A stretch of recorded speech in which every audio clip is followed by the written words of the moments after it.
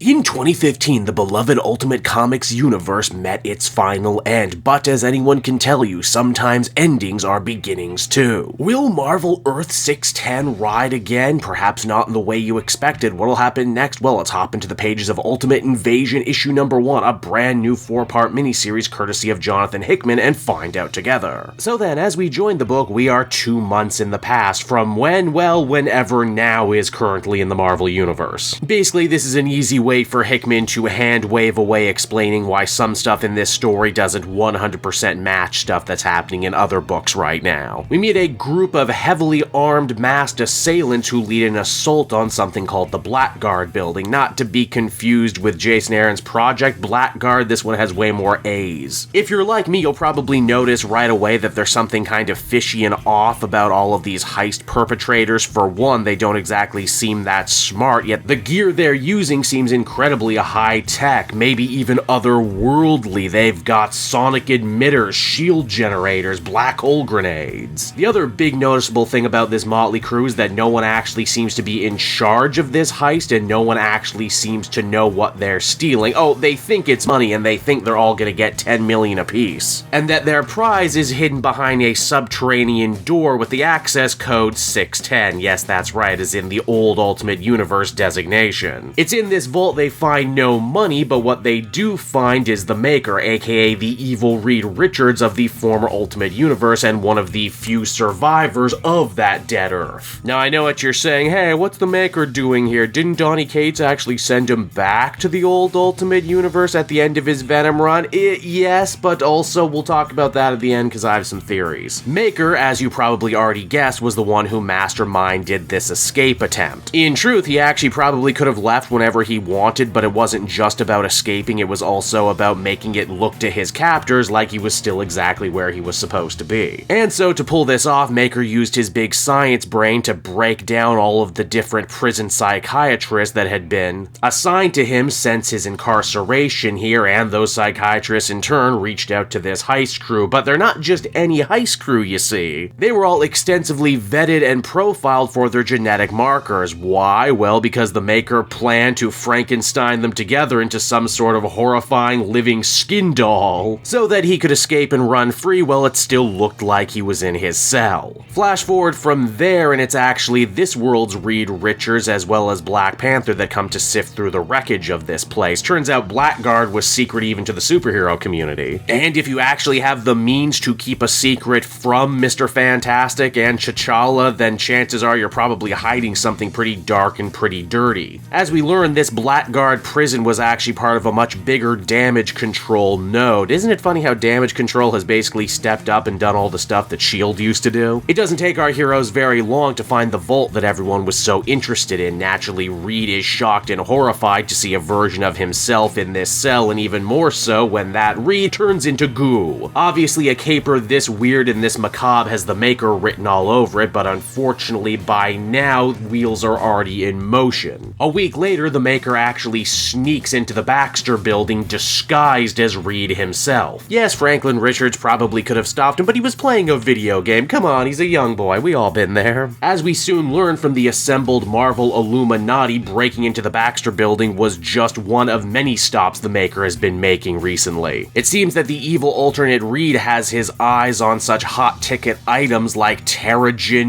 Mist, magical staffs, vibranium old Stark Tech bridges, and even a mutant portal, which he probably shouldn't have been able to steal in the first place unless he just happened to have some mutant genes sitting around. It's pretty clear to anyone who's even kind of paying attention that the Maker plans to build something, and all of these items on their surface don't actually seem to have much in common. That is, of course, when you stop and remember that all of these stolen items actually correspond to a different member of the Illuminati, almost as if the Maker is actively calling them out. Before he can truly finally put his plan into motion, though, the Maker has one last stop to make, and it won't surprise you to learn that the person the Maker wants to see most in the world is actually Miles Morales. We know for certain this is the past too because Miles is still living in his old house pre-Ziggler stories. What's really surprising, though, is that the Maker comes to Spider-Man here not as an enemy, but as a friend. He says that they are spiritual brothers, the last two of their kind, refugees of a dead world, who cannot help but feel a phantom pain for what they've lost. I mean, technically there's more than just 2 Ultimate Universe refugees. There's Jimmy Hudson and Miles' parents and a few other characters I'm probably forgetting, but what I think the makers is saying here is that they're the only 2 who actively remember the Ultimate Universe. The maker says that he's going on a trip and asks Miles if he wants to go with him. No tricks, no schemes, no backstabbing. In fact, the maker says that he would hope if the tables were turned, Miles would ask him the same. Naturally, the young Spider-Man turns the maker down. Even if he does have memories of another universe, this is his home now, and he's actually making the most of his second chance at life. And also, you know, being Morty to this dude's Rick on a multiversal journey is just a bad look. Now, by the time the Illuminati actually do manage to catch up to the maker, he's already finished his creation, a multiversal traveling platform that will take him exactly where he wants to go. Reed and the others vow that it doesn't matter where the maker goes, they will chase after him. Obviously, evil Reed thought about this, so he decided to randomize the portal structure, meaning that even if good Reed and the rest of the Illuminati gave chase, it could take them years, maybe even decades, to find the right world. Before he goes, though, the maker does ask the heroes a rather interesting question. Essentially, he says if given the opportunity, would they wipe him out of existence? 616 Reed, who's kind of the spokesperson for everyone right now, says, well, yeah, obviously, and the maker more or less just smiles and says, alright, I'll keep that in mind then. And then, in a flash, the maker is gone, only he doesn't actually go back to Universe 610. Instead, he goes to a whole new Earth we've never seen before, Universe 6160, a universe described as now, but also then. As we join the Earth, we're treated to a very familiar sight. Stop me if you've heard this one before. But a young man named Peter Parker, joined by his friend Liz Allen, attend a big scientific expo. Specifically, they're interested in a gene accelerator created by one Dr. Schwimmer. Peter gets a little too close to one of the test subjects, only instead of fatefully being bitten by a spider, the maker actually ends up intervening and grabbing that spider away from Peter. As the comic comes to a close, evil Reed says, man, you know, what a small, insignificant little thing this spider was, but there's no telling what sort of effect it could have had on you, young man. It's a good thing I was here. It's a good thing I was so responsible. And so that was Ultimate Invasion issue number 1, everybody, and I gotta say, I was not expecting what this book was laying down. Of course, when you're dealing with such a comic book and storytelling luminary like Jonathan Hickman, you basically gotta expect the unexpected. I'm sure a lot of people came into this one assuming, oh, I suppose we're just gonna reboot the Ultimate Universe from scratch and keep going, and hey, that still could be what's gonna happen at the end of this, but to get there, we gotta deal with some old business first. I suppose it is kind of debatable who actually ended the Ultimate Universe, if it was Hickman or Bendis. Obviously, Hickman did it as part of the bigger Secret Wars storyline, with the incursions and everything, and then Bendis, who did actually start the whole thing, kind of took his own swing at it and a tie-in, but I feel like less people remember that. Hell, Donny Cates was the last writer who heavily made use of the Maker, and it was implied that he had actually sent the Maker back to the Ultimate Universe on a mission to try and join the Council of Reeds. At first glance, this story seems to be disregarding that last bit, but I actually think it fits if you think about it like this. When Maker did make it back to the Ultimate Universe at the end of that story, it was still very much destroyed. Perhaps that's what changed Evil Reed's motivation. He can't actually go back to the old Ultimate Universe anymore, so instead he's opting to try and create another Ultimate Universe in his own image. One seemingly devoid of all of its heroes and their big creation myths. How will that work out for him? How will the universe react? Will Miles ultimately get a say in this? I don't know, but it's certainly interesting enough that I want to see where this series is gonna go. Overall, I'd give this one a very deserved 8.5 out of 10, and if you were a little worried or a little apprehensive about picking this one up because you weren't an expert in everything Ultimate Comics, don't worry, because it's actually much more of an easier read than you might think.